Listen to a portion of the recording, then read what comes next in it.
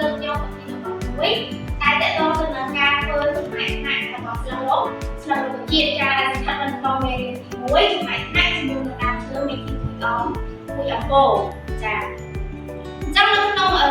ដំណើរការនៃការពិសោធន៍នេះទី1គឺសូមនិយាយតកតងទៅនឹងវត្ថុអំណងទេចាអញ្ចឹងវត្ថុអំណងនៃការពិសោធន៍ការធ្វើចំណាក់ថ្នាក់ស្លឹកនេះគឺឲ្យបងប្អូនទាំងអស់គ្នាចេះអំពីចាការធ្វើចំណែកថ្នាក់របស់ស្លឹករុក្ខជាតិដោយពឹងផ្អែកទៅលើលក្ខណៈពិសេសមួយចំនួនរបស់រុក្ខជាតិចាអញ្ចឹងវត្ថុអំណងរបស់យើងអំណងគឺបង្ហាញអំពីការ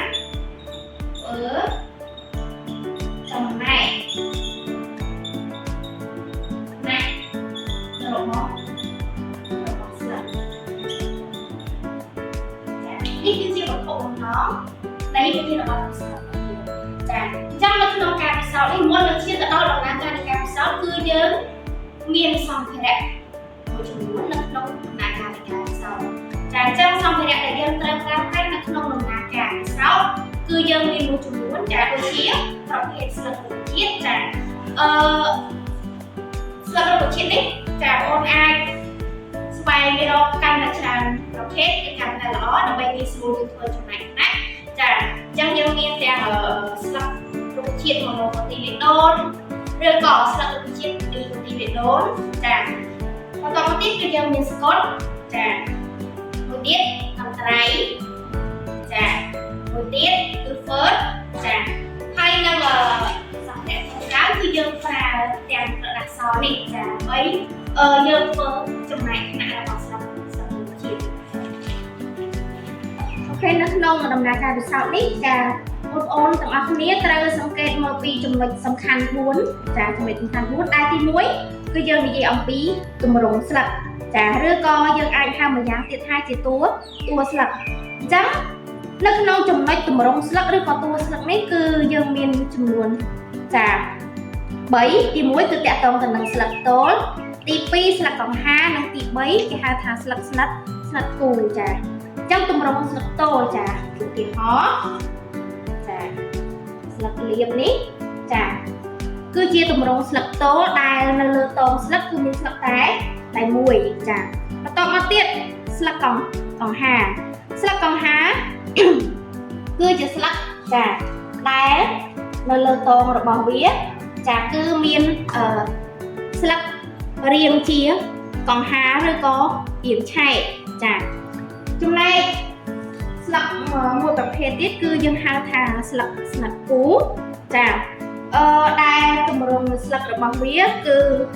ស្ថិតនៅតម្រៀបគ្នាជាគូនៅទល់មុខគ្នាចាឧទាហរណ៍ចា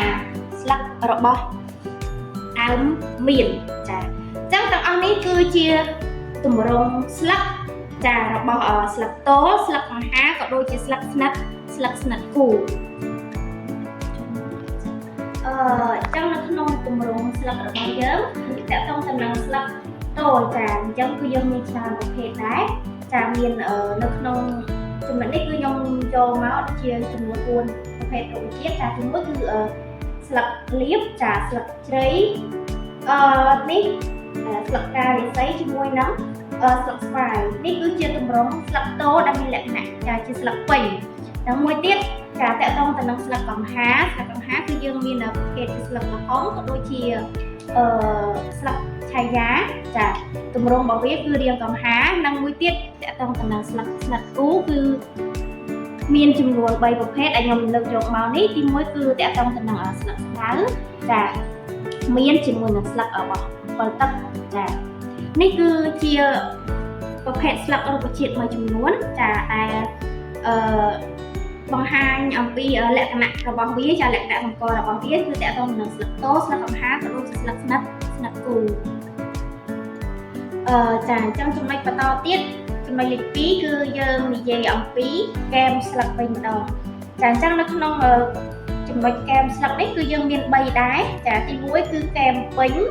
ទី2កែមថ្មិញនិងទី3កែមរៀងឆែកឬក៏ឆក់ចាអញ្ចឹងនៅក្នុងចំណុចកែមពេញនេះគឺចៅឧទាហរណ៍ទី1គឺយើងរៀនស្លឹកស្វាយចាស្លឹកស្វាយអញ្ចឹងរូបរាងចំនួនស្លឹករបស់វាគឺកែមពេញចាអញ្ចឹងនៅក្នុងចំណុចបន្ទាប់ពីកែមពេញគឺកែមថ្មិញចានេះគឺជាស្លឹករុក្ខជាតិស្លឹកផ្ការំយោលចាកែមរបស់វាមានរាងជាថ្មិញចាបន្ទាប់មកទៀតគឺកែមរាងឆក់ឬក៏ឆែកចាអាហ្នឹងគឺនៅក្នុងស្លឹករុក្ខជាតិនេះគឺស្លឹកឆាយាចាចឹងក្រៅពីរុក្ខជាតិទាំងអស់ហ្នឹងគឺយើងមានរុក្ខជាតិមួយចំនួនទៀតចាដែលមានទី1គឺយើងនិយាយពីរុក្ខជាតិដែលមានស្លឹកកែមពេញចាទីបន្តមកទៀតគឺស្លឹកលៀបចាស្លឹកមួយទៀតចាស្លឹកមៀនចាហើយពីស្លឹកមៀនគឺយើងមានស្លឹកអារិស័យក៏មានកែមពេញដែរចា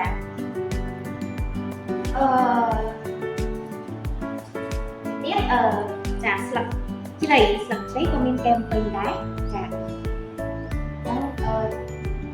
មានតែប៉ុណ្្នឹងហើយនៅក្នុងស្លឹករុក្ខជាតិដែលមានកែមពេញចាបន្តមកទៀតគឺយើងនិយាយពីកែមថ្មីចាកែមថ្មីបន្ទាប់ពីការរំចូលគឺយើងមានស្លឹកចាស្លឹកស្ដៅចាស្លឹកស្ដៅដែលរូបរាងរបស់វាគឺមានរាងចាកែមថ្មីដែរហើយពីស្លឹកស្ដៅចាគឺយើង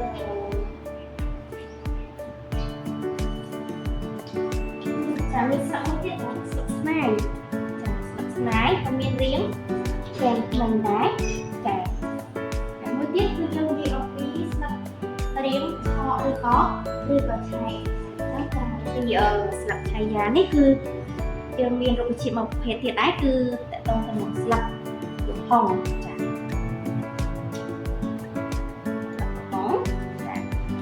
ចឹងនេះគឺជាប្រភេទរុក្ខជាតិមួយចំនួនដែលយើងយកមកពិសោធន៍ថ្ងៃនេះចាពាក់ព័ន្ធទៅនឹងចំណុចលេខ2ដែលយើងនិយាយអំពីកែមស្លឹកឥឡូវយើងចូលមកដល់ចំណុចទី3យើងនិយាយអំពីការតម្រៀបរបស់ស្លឹក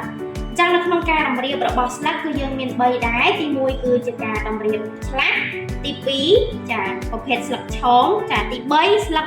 កញ្ចុំចាអញ្ចឹងនៅកន្លែងស្លឹកឆ្លាក់នេះខ្ញុំលើកយកឧទាហរណ៍មួយដូចជា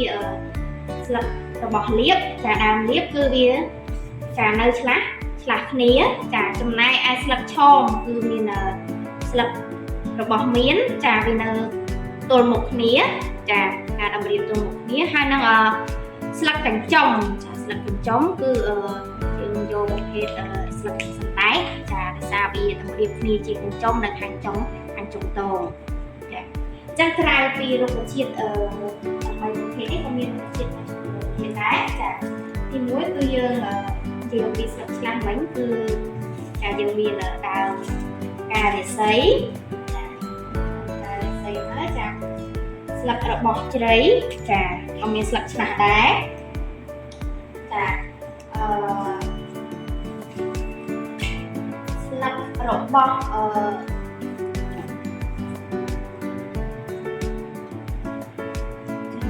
ស្លឹកការរិស័យចាស្លឹកលៀប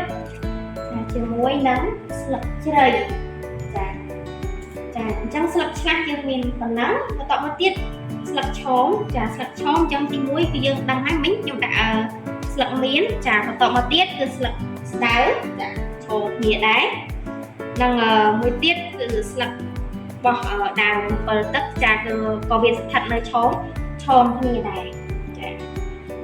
យើងដឹងហើយថាស្លឹកឆោមគឺវាស្ថិតនៅទល់មុខគ្នាចានេះគឺជាលក្ខណៈរបស់ស្លឹកឆោមនិងចំណុចចុងក្រោយយើងនិយាយអំពីស្លឹកកញ្ចុំចាអញ្ចឹងស្លឹកកញ្ចុំពីចំណុចមុនមិញគឺខ្ញុំដាក់ស្លឹកសណ្តែកចាឥឡូវសូមបន្ថែមស្លឹករុក្ខជាតិមួយប្រភេទទៀតគឺស្លឹកស្វាយចាអញ្ចឹងទាំងអស់នេះគឺជាការតម្រៀបរបស់ស្លឹករុក្ខជាតិដែលយើងត្រូវតែចងចាំគឺមាន3សំខាន់ទី1គឺស្លឹកឆ្លាក់ទី2ស្លឹកឆោមនិងទី3គឺស្លឹកកញ្ចុំអញ្ ចឹងយើងនៅសល់មួយចំណុចទៀតគឺចំណុចទី4គឺយើងសង្កេតទៅលើលក្ខណៈរបស់ទ្រនងស្លឹកអញ្ចឹងនៅក្នុងចំណុចទី4លក្ខណៈរបស់ទ្រនងស្លឹកក៏យើងមាន3ចាសំខាន់ដែរទី1គឺរាងស្និតតែទី2ទ្រនងរាងស្រោបនិងទី3គឺរាងកង្ហារចាចំពោះរាងស្និតចារាងស្និតឧទាហរណ៍ទី1ខ្ញុំដាក់ស្លឹកស្វាយចាគឺទ្រនងស្លឹករបស់វាចាមានលក្ខណៈជាស្និតហើយនៅទល់មុខគ្នាចាចំពោះរាងស្រោបចារាងស្រោបគឺទ្រនងស្លឹករបស់វាគឺស្ថិតនៅស្រោបគ្នាចាឧទាហរណ៍នេះគឺខ្ញុំដាក់ស្លឹកដូងចានិងចំពោះរាងមួយទៀតគឺរាងកង្ហារចាចុះរាងកង្ហារគឺខ្ញុំជ្រើសរើសយកស្លឹកឆាយ៉ាចាអញ្ចឹងក្រៅពីរុក្ខជាតិ3ប្រភេទនេះក៏មានរុក្ខជាតិមួយចំនួនទៀតដែរចាតកតងទៅនឹងរាងស្លឹកគឺយើងមានដូចជាស្លឹកលៀបចាមួយទៀតគឺស្លឹកមៀនចាយើងមើលការរៀបរបស់វាចាហើយវាទៅក្នុងស្លឹករបស់វាគឺលក្ខណៈជារាងស្និតចាមួយទៀតគឺស្លឹកជ្រៃចាអញ្ចឹងចំពោះរុក្ខជាតិដែលមានរាងស្រោបគឺយើងមានស្លឹកមួយចំនួនទៀតដែរក្រៅពីស្លឹកដូងហ្នឹងក៏ដូចជាចាមានស្លឹកការីសីចាហើយមួយទៀតគឺស្លឹកគ្រៃចាគ្រៃក៏មានទ្រនងស្រោបដែរចានៅសល់មួយចំណុចចុងក្រោយគឺរាងកង្ហារចាក្រៅពីស្លឹកឆាយ៉ាគឺយើងសង្កេតឃើញថាមានស្លឹកហុងមួយទៀតក៏មានរាងកង្ហារដែរចាអញ្ចឹងនេះគឺជាលក្ខណៈសំខាន់ទាំង4របស់រុក្ខជាតិហើយនឹងផ្ដល់ភាពងាយស្រួលសម្រាប់ពួកយើងនៅក្នុងការធ្វើចំណែកថ្នាក់ស្លឹកអញ្ចឹងចា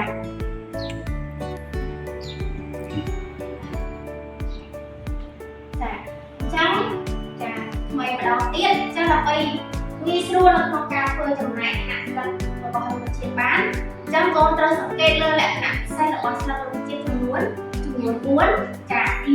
1គឺយើងមកពីចាចំនួនស្លឹកគឺតួស្លឹកចាទី1ចាទី2គឺគែមស្លឹកទី3ការអំរៀបរបស់ស្លឹក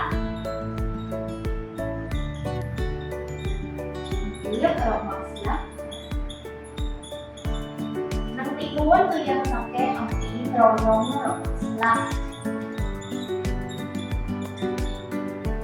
នេះគឺជាចំណុចសំខាន់4ដែលយើងត្រូវតែសង្កេតមើលនៅក្នុងការធ្វើចំណែកថ្នាក់របស់ស្លឹកអញ្ចឹងការងារបន្តទៀតគឺដល់ពួកយើងជាអ្នកអនុវត្តម្ដងចាយើងធ្វើការជាក្រុមហើយរកប្រភេទស្លឹករុក្ខជាតិចាដែលអាចធ្វើទៅបានតិចក៏ដោយច្រើនក៏ដោយដើម្បីងាយស្រួលយើងនៅក្នុងការ